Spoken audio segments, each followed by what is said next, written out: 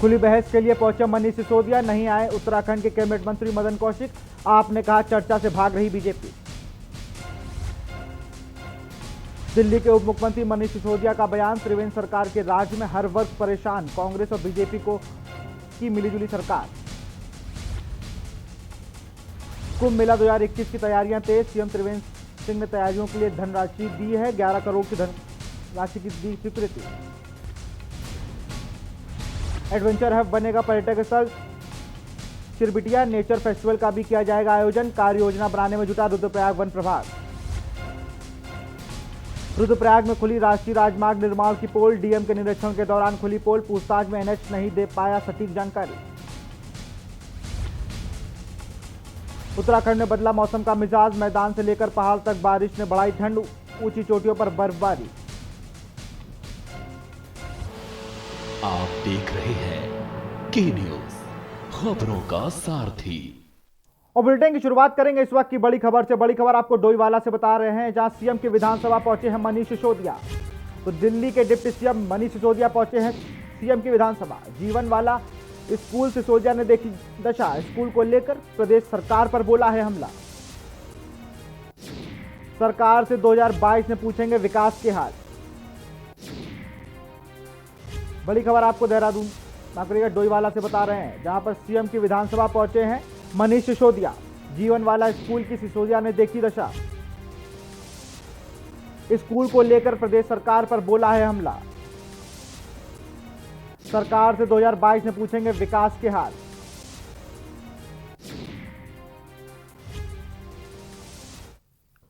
उत्तराखंड में आम आदमी पार्टी और बीजेपी की सियासी बहस को लेकर दिल्ली के उप मुख्यमंत्री मनीष सिसोदिया देहरादून पहुंचे हैं। हालांकि सियासी बहस के लिए उत्तराखंड के कैबिनेट मंत्री मदन कौशिक पहले ही किनारा कर चुके थे।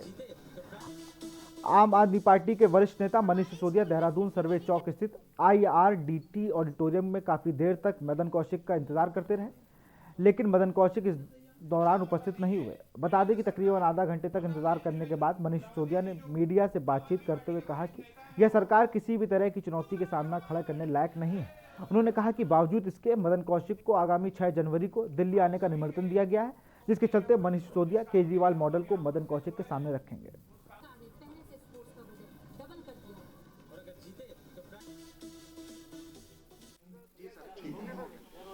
मैं बहुत उम्मीद से आया था कि त्रिवेंद्र सरकार के मंत्री जैसा उन्होंने कहा था कि आप आ जाइए, हम अपने 100 काम गिनाने को तैयार हैं, तो कम से कम 5 काम गिनाने के लिए तो आएंगे। और मुझे लगता था कि शायद आज सुबह तक भी उनका ये मन बन जाए कि भाई सरकार ने अगर काम किए तो जाके लोकतंत्र में बहस करने में, लोकतंत्र को मजबूत करने में कोई नुकसान नहीं है। केजरीवाल बनाम उत्तराखंड सरकार मॉडल पर खुली बहस के लिए दिल्ली के मुख्यमंत्री व आम आदमी पार्टी के वरिष्ठ नेता मनीष सिसोदिया देहरादून स्थित ऑडिटोरियम पहुंचे। मनीष सिसोदिया ने IRDT के ऑडिटोरियम में उत्तराखंड के कैबिनेट मंत्री मदन कौशिक का करीब 40 मिनट तक इंतजार किया, जिसके बाद मनीष सिसोदिया चले गए। उनसे जानते कि आगे उत्तराखंड में आए थे, आपने चैलेंज किया था एक कैबिनेट मंत्री को, लेकिन वो आपके सवालों को जवाब देने के लिए नहीं आए। लेकिन अब वो वापस दिल्ली जा रहे थे तो डोईवाला विधानसभा में आप पहुंचे हैं, एक स्कूल में वो पहुंचे हैं, समय स्कूल का निरीक्षण कर रहे हैं। हालांकि स्कूल बेहद बदहाली के दौर से गुजर रहा है। मनीष सिसोदिया सामने पूरे स्कूल का निरीक्षण किया, उन्होंने भी खेद जताया कि जब सीएम की विधानसभा स्कूल इस तरह का होगा तो और स्कूलों के हाल क्या होंगे। मनीष सिसोदिया साहब हमारे साथ हैं, उन्हीं से जानते हैं आखिर स्कूल में आने का उनका क्या मकसद है। वाकई स्कूल क्या कहना चाहिए। अफसोस की बात है कि मुख्यमंत्री त्रिवेंद्र सिंह रावत जी ने अपनी विधानसभा में भी सरकारी स्कूलों की हालत ऐसी कर रखी है। मुझे नहीं पता कि वो 4 साल पे क्या कर रहे थे। कोई आदमी मुख्यमंत्री बनता है, कम से कम ये सोचता है मैं तो अपनी विधानसभा के स्कूल ठीक कर दूं। लेकिन अगर उन्होंने 4 साल में ये काम किया है, यहाँ के लोगों ने मुझे बताया कि 15 प्राइवेट स्कूल खुल गए हैं, लोग अपने बच्चों को प्राइवेट स्कूल में पढ़ाने में मजबूर हैं। जब मुख्यमंत्री जी ने अपनी विधानसभा में कोई स्कूल ठीक नहीं कराया तो क्या कराएंगे आगे 2022 में किस रूप में? बस 2022 में जनता एक काम करने वाला, जनता के शिक्षा, स्वास्थ्य, बिजली, पानी पे काम करने वाला मुख्यमंत्री चुनेगी। मान लीजिए सभी 70 विधानसभा सीटों पे आप 70 विधानसभा सीटों पूरी तरह से टक्कर देने वाले हैं। अगला चुनाव आम आदमी पार्टी और भारतीय जनता पार्टी के बीच में होगा। लोगों की शिक्षा, स्वास्थ्य, बिजली, पानी जो लोगों की उम्मीद थी पिछले 20 साल से जो लोग इंतजार कर रहे हैं, पलायन बड़ा मुद्दा होता है, वही मुद्दा रहेगा। धन्यवाद। ये मनीष सिसोदिया साहब थे जिन्होंने की तमाम जानकारियां दी और बताया कि 2022 में चुनाव लड़ेंगे और सरकार का एजेंडा जो है जनता के सामने रखेंगे और उसमें इनका वोट मांगने का मूल मंत्र रहेगा। नमस्कार, जय हिंद, राजकुमार गोरख, के न्यूज़ डोईवाला। खबर देहरादून से है। 2022 विधानसभा चुनाव के लिए उत्तराखंड में आम आदमी पार्टी ने अपना पूरा दमखम लगा रही है, तो वहीं दूसरी ओर आम आदमी सेना पार्टी के चक्रव्यूह को तोड़ने के लिए कड़ी मशक्कत भी कर रही है, जिसको लेकर आज आम आदमी पार्टी सेना के राष्ट्रीय अध्यक्ष प्रभात कुमार ने प्रेस वार्ता कर दिल्ली की केजरीवाल मॉडल पर 2 बड़े झूठ का खुलासा किया है। इस दौरान प्रभात कुमार ने दिल्ली के कई इलाकों की बिजली पानी बिलों की मीडिया से साझा करते हुए बताया कि दिल्ली में जनता को बिजली पानी मुफ्त में नहीं मिलता है। उनका कहना है कि दिल्ली सरकार केजरीवाल मॉडल के झूठे वादे बताकर उत्तराखंड की जनता को गुमराह करने की कोशिश ना करे। दिल्ली के जो नेता यहाँ आके पहाड़ में राजनीति कर रहे हैं कि दिल्ली में पानी फ्री कर रखा है, बिजली फ्री कर रखा है, वो नहीं है। या तो डिस्क्रिप्शन से खोल के बताएं कि गेम क्या है, खेल क्या है राजनीति का। पहाड़ को झूठ मत बोले। ये 18,000 रुपए का बिल है बिजली का, सुभाष नगर का बिल है। ये वो एरिया है जहां पे दिल्ली की जनता का मध्यम वर्ग का लोग रहता है, वो हाई क्लास कॉलोनी नहीं है। ये शालीमार बाग का बिल है, 23,000 रुपए बिजली का बिल। ये टैगोर गार्डन का 52,000 रुपए सालाना बिल है पानी का, जो ये पानी फ्री बोल रहे हैं। हम 400 रुपए का भी बिल लेके आए हैं, ये 400 रुपए का भी बिल है। मैं ये कहना चाहता हूं कि अगर आपने पहाड़ में राजनीति करनी है, पहाड़ में सच बोलना है, तो आप सच बोलिए। दिल्ली में लोग पैसा भी देते हैं। 200 यूनिट का क्या खेल है वो खोले आके यहाँ बिजली कंपनियों के साथ। 2022 चुनाव को लेकर उधम सिंह नगर में भाजपा संगठन ने अभी से तैयारियां शुरू कर दी हैं। भाजपा संगठन ने जिले और ब्लॉक स्तर पर नई कार्यकारिणी का गठन किया है। बीजेपी के जिला महिला संगठन में महामंत्री, ब्लॉक अध्यक्ष सहित अल्पसंख्यक प्रकोष्ठ गठन के बाद भाजपा कार्यकर्ताओं ने खटीमा में नए पदाधिकारियों का स्वागत किया है। वहीं कार्यकर्ताओं को कहना है कि 2022 में बीजेपी सरकार आए, उसके लिए बूथ स्तर पर कार्यकर्ताओं को जोड़ा जाएगा।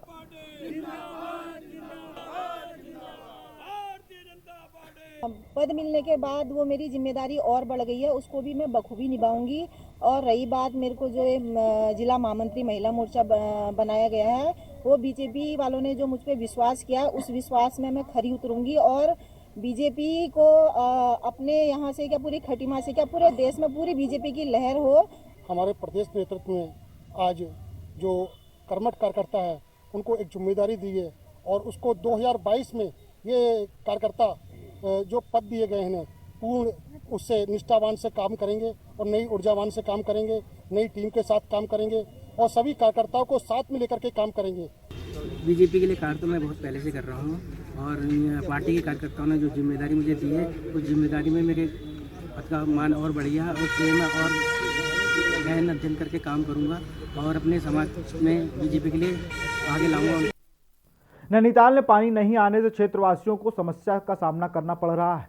क्षेत्रवासियों को ही पानी की समस्या के समाधान को लेकर आयरापाटा वार्ड में पार्षद मनोज शाह जगाती सहित क्षेत्र के लोगों को जल संस्थान कार्यालय के आगे धरने में बैठ गए।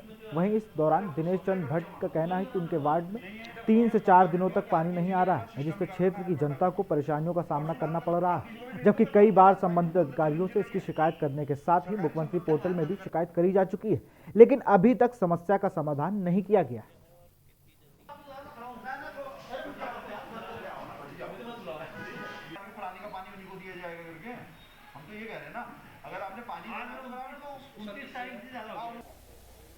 सर ये आयरपाड़ा क्षेत्र में बीच में 2-3 दिन से थोड़ी पेयजल की समस्या बनी हुई है। इसका मुख्य कारण यह है कि शहरूट के पास राइजिंग मेन जो हमारी थी उस पे एयर वॉल लगा था, वो लीकेज हो गया, तो जिसे हमने आपके 2 तारीख और 3 तारीख को ठीक कराया। ये आपके मेहरा गांव से पहले यहाँ लाइट आती थी, अभी इनमें पैंसी से जोड़ा है। लोड अधिक हो जाने के कारण ये रोस्टिंग से थोड़ी पेयजल की समस्या बनी हुई है इलेक्ट्रिसिटी के हिसाब से। इसे तुरंत आयरपाड़ा क्षेत्र में हम वाटर सप्लाई दुरुस्त कर देंगे। सर इस समस्या को शुरू हुए हमारे 27 दिसंबर से मान लीजिए 27 दिसंबर से शुरू हो रही है समस्या हमारी। हम क्या थक गए हैं यहाँ पे रेगुलर। हमने मतलब यहाँ पे मान के लो रोज़ हमारे में वो पड़ी हुई है, एप्लीकेशन भी पड़ी हुई है। 27 तारीख को आए हैं, 28 को आए हैं, 29 को बल्कि हमने वो भी किया हुआ है। छोटे छोटे बच्चे लगे हुए हैं, रात भर लगे हुए हैं। इतनी प्रॉब्लम हो चुकी है कि बाकी हम पे मोबाइल पे पड़ा हुआ है कि कितने लोगों को परेशान हुआ है, बल्कि पूरी डिटेल पड़ी है हम पे। हम इतने परेशान हो चुके हैं और हमारी समस्या नहीं, पूरे आयरपाड़ा की समस्या है। सिडकुल रोड पर लगातार हो रहे सड़क हादसों को रोकने के लिए क्षेत्रवासी लामबंद हो गए हैं। निजी विद्यालयों के संगठन और ग्रामीणों ने हादसे को रोकने के लिए स्टोन क्रशरों के लिए अलग से मार्ग बनाने की मांग उठाई है। वहीं महाविद्यालय के छात्र नेता के पिता और छोटे भाई की सड़क हादसे में मौत से नाराज छात्रों ने प्रदर्शन भी किया। नाराज छात्रों ने सिडकुल रोड पर जाम लगा दिया। इससे सिसोना से चौरगलिया और सितारगंज तक वाहनों की लंबी कतारें लग गई। छात्र लोक निर्माण विभाग अधिकारियों को मौके पर बुलाने और हादसे रोकने के लिए लिखित आश्वासन देने की मांग पर अड़े हुए हैं। वहीं उप जिलाधिकारी को ज्ञापन भी सौंपा है। बता दें कि स्टोन क्रशर लोगों को ही हो रही समस्याओं को लेकर मंगलवार को बैठक भी बुलाई गई है।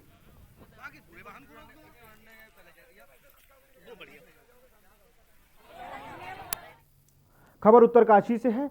रोड टॉलरेंस की नीति पर तहत उत्तराखंड राज्य सरकार द्वारा ग्राम पंचायतों में मनरेगा के तहत किए जा रहे कार्यों का सर्वेक्षण कराने के लिए जिस एनजीओ को जिम्मेदारी सौंपी गई है, उनके 7 विकासखंड के जवाबदेह कर्मचारी गायब हैं। विभाग द्वारा लापरवाही हो रही है और कई अनियमितताएं सामने आई हैं, जिसमें विकासखंड के जेई ग्राम विकास अधिकारी के साथ में रहने वाले आवश्यक हैं। लेकिन एनजीओ के कर्मचारी के साथ ना तो विकासखंड के जेई हैं और ना कि ग्राम विकास अधिकारी, जिसमें ग्रामीणों में भारी रोष है।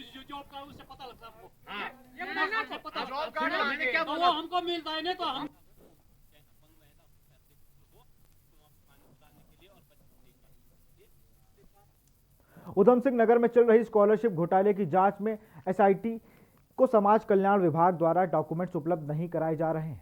इसके साथ ही समाज कल्याण विभाग द्वारा जो एसआईटी को विद्यालयों की लिस्ट दी गई थी, उस लिस्ट में एक ही विद्यालय के नाम 3-3 बार दिए गए हैं, जिस कारण छात्रवृत्ति घोटाले में एसआईटी को जांच करने में काफ़ी दिक्कतें आ रही हैं। उधम सिंह नगर में चल रही छात्रवृत्ति घोटाले की जांच एसआईटी प्रभारी देवेंद्र पिंचा ने बताया कि समाज कल्याण विभाग से समय पर दस्तावेज न उपलब्ध होने पर टीम को दिक्कतें आ रही हैं, लेकिन विभाग द्वारा एसआईटी की टीम को छात्रवृत्ति घोटाले से जुड़े हुए दस्तावेज उपलब्ध करा देना चाहिए और जांच में सहयोग करना चाहिए।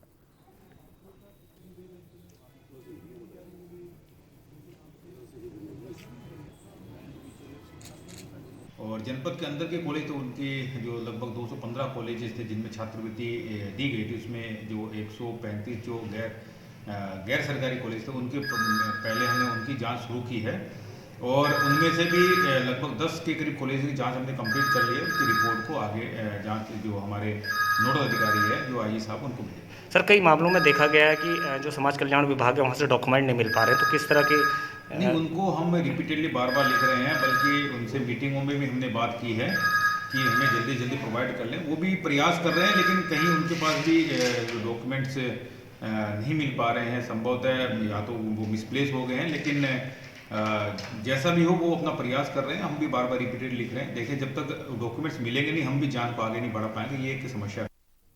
खबर रुद्रपुर से है, जहां सैनिक फार्म में अमरूद के बाग में एक युवक का शव मिला है जो जानवरों द्वारा खाया हुआ है। बता दें कि शव की शिनाख्त मृतक की जेब से मिले बिजली के बिल के आधार पर की गई है, जो कि 27 दिसंबर से गायब चल रहा था और इसकी गुमशुदगी की रिपोर्ट भी लालकुआं कोतवाली में दर्ज है। वहीं घटना की सूचना पर पहुंची पुलिस ने शव को कब्जे में लेकर पोस्टमार्टम के लिए भेज दिया है और मौत के कारणों का पता लगाने में जुटी हुई है।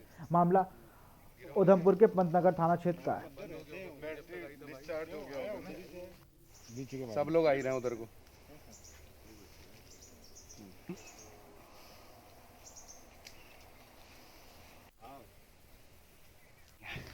सैनिक फार्म में एक शव मिला है जिसकी जेब से एक पर्स मिला। उसमें उसके एक आइडेंटिटी मिली जिसमें जसवंत सिंह बर्थवाल उसका नाम लिखा है। इसके बारे में जानकारी की गई तो पता चला कि लालकुआं में इस नाम से एक गुमशुदगी दर्ज है। उधम सिंह नगर जिला मुख्यालय रुद्रपुर स्थित जवाहरलाल नेहरू जिला अस्पताल में एक चोरी का मामला सामने आया है। युवक ने दिन दहाड़े जिला अस्पताल में घुसकर पानी की टोटियां खोल दी। जैसे ही युवक पानी की टोटियों को लेकर गेट से बाहर जा रहा था, तभी गेट पर तैनात सुरक्षाकर्मी ने युवक को संदिग्ध होने पर उसे रोकने की कोशिश की। वैसे युवक भागने लगा। उसके बाद सुरक्षाकर्मी ने आसपास के लोगों के साथ मिलकर युवक को पकड़ा तो युवक के पास से एक थैला मिला जिसमें जिला अस्पताल की टोटियां बरामद हुई हैं। जिसके बाद मामले की सूचना सिडकुल चौकी पर दी गई।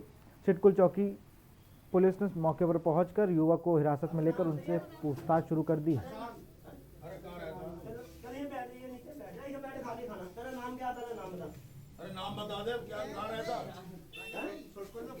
शक के तौर पर पकड़ा। पानी वाला कह रहा है इसके पत्तों में शक लग रहा था कुछ। अच्छा, तो पत्तों में तो नहीं निकला, इसे थैली में निकला। क्या था? क्या था थैली में? टूटियाँ हैं। अच्छा, कहाँ से ला रहा था ये पता नहीं, ज़्यादा हॉस्पिटल के अंदर से रहा था, बाहर को भाग रहा था, हमसे के अंदर कहने दिखा नहीं रहा था और हाथ से तानने तब बस। फिर जब कई लोग इकट्ठे हो गए तब जाके इसका हाथ से कब्जे में करा, फिर इसका झाड़ा लिया था, टूटिया नहीं। रुड़की में 4 दिन पूर्व हुए भगवानपुर के खानपुर वन रेंज में गोलीकांड में एक नया मोड़ आ गया है, जिसमें पुलिस का कारनामा सामने आया है। ज्ञात हो कि पीड़ित पक्ष के आरोपी वनकर्मी को खुद थाने लेकर आए, साथ ही आरोपी की तलवार भी दी, लेकिन खाकी ने खाकी का पक्ष करते हुए उल्टा पीड़ित पक्ष के साथ उसके साथी मजदूर पर मुकदमा दर्ज कर लिया है और पीड़ित पक्ष पर मुकदमा दर्ज करने से मना कर दिया है। 4 दिन बीत जाने के बाद भी जब पीड़ित पक्ष की नहीं सुनवाई हुई तो सैकड़ों ग्रामीण इकट्ठा होकर क्षेत्रीय विधायक ममता राकेश के पास पहुंचे। विधायक के थाने में जाने के बावजूद भी भगवानपुर पुलिस ने मामला दर्ज नहीं किया है। अब ग्रामीण कैसे आश्वस्त हों जब उनके साथ पहले ही पुलिस ने ठीक नहीं किया, बल्कि उल्टा मजदूर पर ही मुकदमा दर्ज कर दिया गया है। फिलहाल भगवानपुर पुलिस सवालों के घेरे में।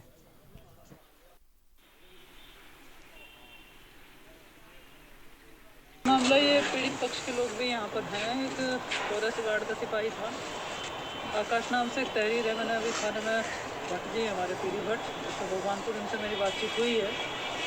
अब इन दोनों में किसी बात को लेकर विवाद हुआ।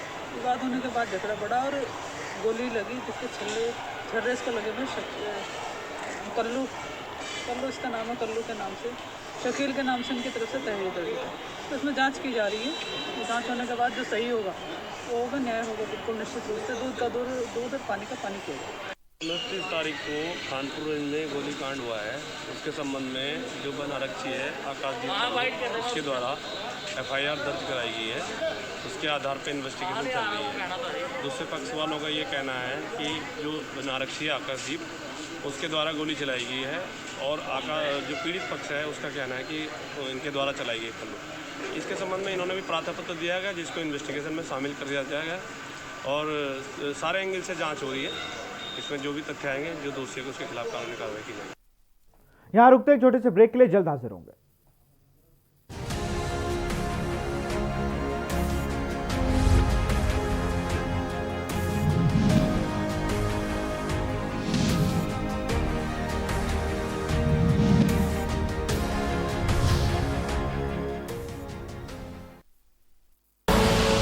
आप देख रहे हैं के न्यूज, खबरों का सारथी।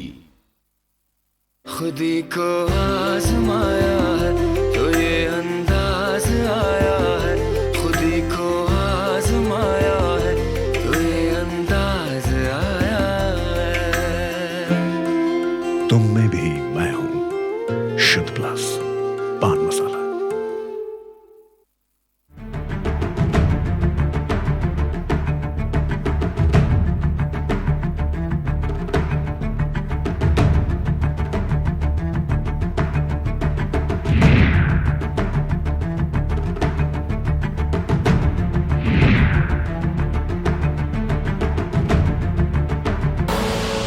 आप देख रहे हैं के न्यूज, खबरों का सारथी।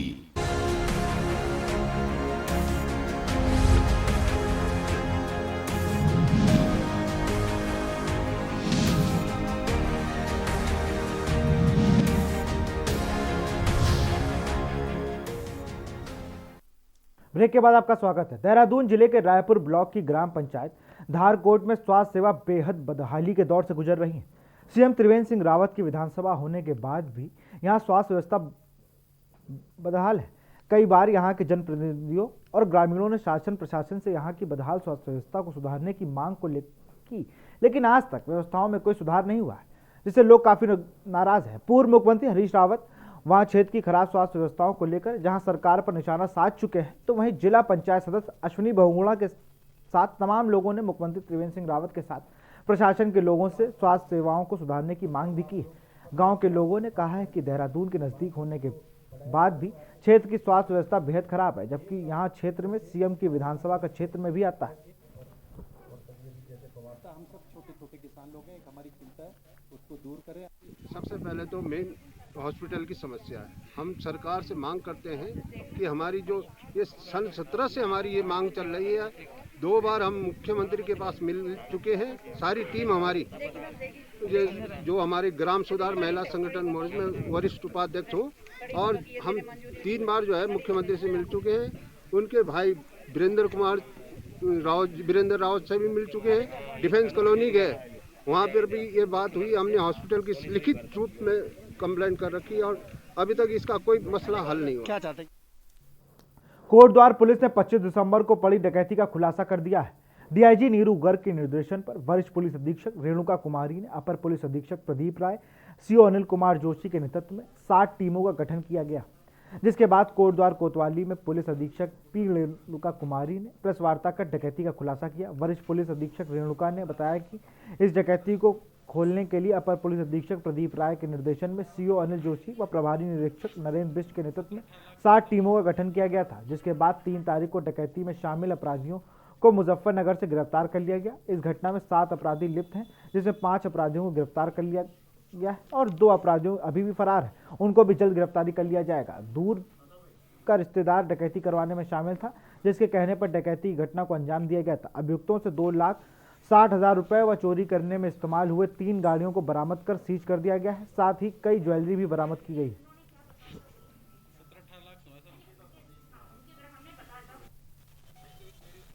को यहाँ पर कोटद्वार में प्रमोद कुमार प्रजापति हैं, उनका घर में डकैती हुआ था।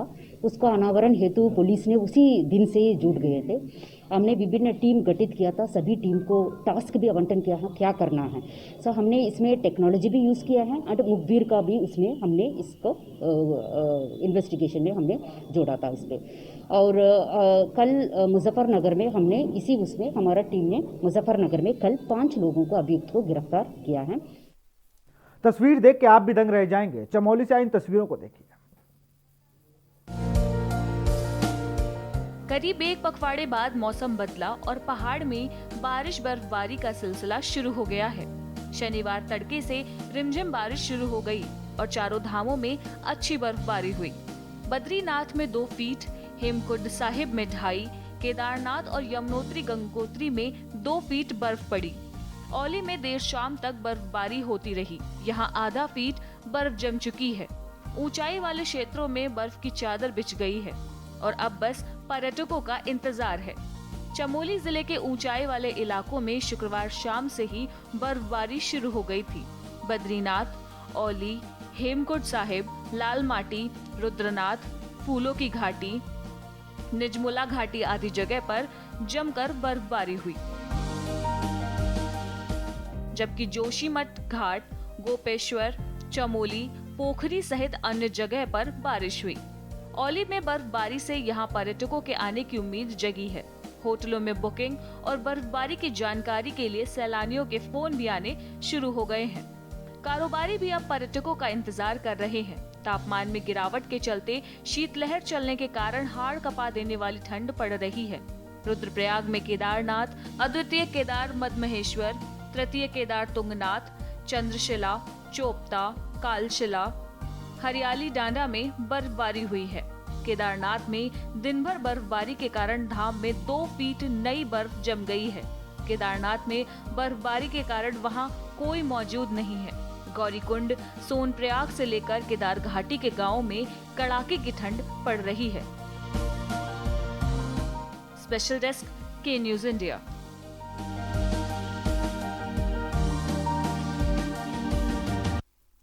रुद्रप्रयाग पर्यटक स्थल चिरबिटिया को विकसित करने के उद्देश्य से वन प्रभाग कार्य योजना में जुटा हुआ है।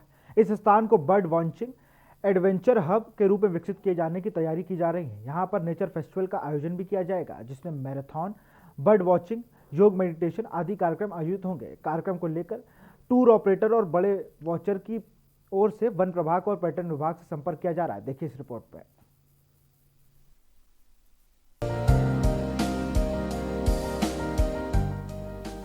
उत्तराखंड के 13 डेस्टिनेशन में चिरबटिया भी शामिल है। समुद्र तल से लगभग 7000 फीट की ऊंचाई पर स्थित चिरबटिया जिले का सीमांत क्षेत्र है, जो टिहरी जिले से भी लगा हुआ है। यह क्षेत्र सदाबहार हरे भरे वन क्षेत्र के लिए प्रख्यात है। बांज, बुरांश, मोरू समेत विभिन्न प्रजाति के पेड़ पौधों का सघन वन होने के कारण यहाँ का प्राकृतिक सौंदर्य विशेष है। वन प्रभाग रुद्रप्रयाग की ओर से चिरबिटिया को लेकर विकसित किए जाने को लेकर कार्य योजना बनाई जा रही है, जिससे क्षेत्र में साल भर तक पर्यटकों का आना जाना लगा रहे और क्षेत्र में रोजगार के नए आयाम स्थापित हो सके। चिरबटिया को बर्ड वॉचिंग व एडवेंचर हब के रूप में विकसित करने को लेकर रुद्रप्रयाग वन विभाग ने कार्य योजना तैयार की है। इस स्थान पर बर्ड वॉचिंग के साथ ही पर्यटकों को माउंटेनिंग, बाइकिंग व हाइकिंग भी कराई जाएगी, जिससे पर्यटन व एडवेंचर को बढ़ावा मिले। साथ ही रई झील को भी विशेषज्ञों की मदद से विकसित किया जाएगा। विभाग की ओर से स्थानीय स्तर पर रोजगार के अवसर भी मुहैया कराए जाएंगे। आपको बता दें, उत्तराखंड सरकार ने वर्ष 2018 में चिरबटिया को उत्तराखंड के 13 डेस्टिनेशन में चुना और शासन द्वारा प्रारंभिक कार्यों के लिए 60 लाख रुपए जारी किए गए। क्षेत्र में वर्ष 2019 में बर्ड फेस्टिवल का आयोजन किया गया, जिसमें प्रदेश के विभिन्न जिलों से बर्ड वॉचरों ने शिरकत की। उन्होंने पक्षियों की जानकारी यहाँ के लोगों को दी। क्वेरीज आनी शुरू हुई हैं कि और लोगों का ये वो है कि इसमें जल्दी तिथियों का निर्धारण किया जा सके ताकि अधिक से अधिक पर्यटक जो है इसमें प्रतिभाग कर सकें। देखिए, हमारे द्वारा ये फैसला लिया गया है कि मार्च महीने के प्रथम या द्वितीय सप्ताह में, अभी इसकी तिथियां हमारे द्वारा निर्धारित नहीं की गई हैं, जल्दी तिथियां का निर्धारण करके इसकी घोषणा कर दी जाएगी। 3 दिवसीय एक नेचर फेस्टिवल कराया जाएगा। आपकी जानकारी के लिए बताना चाहूँगा, 2019 में रुद्रप्रयाग वन प्रभाग द्वारा चिरबटिया में विंटर बर्ड फेस्टिवल का आयोजन किया गया था, जो काफ़ी लोकप्रिय हुआ। अब मार्च माह में वन विभाग की ओर से चिरबटिया में नेचर फेस्टिवल का आयोजन किया जा रहा है। आर्ट स्टूडियो के दिल्ली संस्थापक संदीप पवार ने बताया कि बहुत सहयोग रहा है। डीएफओ साहब ने पिछले साल भी हमने चिरबटिया में करवाया था एक कैंप, आर्ट कैंप, तो वहाँ पे भी हमने वहाँ के जो लोकल प्राकृतिक सौंदर्यता थी उसको हमने कैनवास पे उकेरा है और डीएफओ साहब का काफ़ी सपोर्ट रहा है। इस बारे में हम निरंतर बात करते रहते हैं कि किस तरह से हम रुद्रप्रयाग डिस्ट्रिक्ट को प्रमोट कर सकें, तो इसके चलते डीएफओ साहब ने मेरे को यहाँ पे मौका दिया और हमने ये बनाया। जी सर, ये गाय पे थीम थी। मैंने स्विट्जरलैंड में एक शो कराया, तो उसमें मैंने अपने इंडियन काऊ को जो होती है, जिसको हम कामधेनु बोलते हैं, तो उसको वहाँ पर रिप्रेजेंट करा था। कुछ क्या कौन सा पुरस्कार वहाँ पे मिला था क्या? सर, वहाँ पे मेरे को भारतीय कलाकार जिसने वहाँ पे अपना देश को रिप्रेजेंट करा है, उसके लिए मेरे को सम्मानित किया गया था। के न्यूज़ इंडिया के लिए रुद्रप्रयाग से रोहित डिमरी की रिपोर्ट।